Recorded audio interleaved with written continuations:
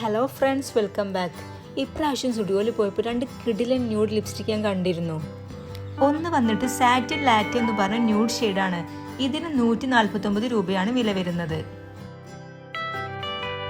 ഇത് നല്ല അടിപൊളി ഷെയ്ഡാണ്. ഒരു ന്യൂഡ് ബ്രൗൺ ഷെയ്ഡ്, എല്ലാ സ്കിൻ ടോണിനും മാച്ച് ആവും.